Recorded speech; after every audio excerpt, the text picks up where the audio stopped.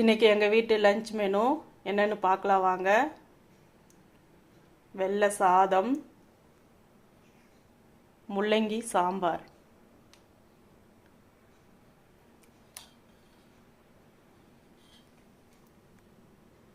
Beetroot பொரியல்,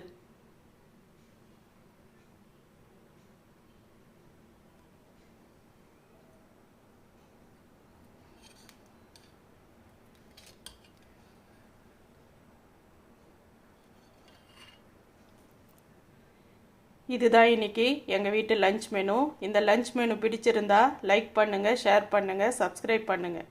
thank you.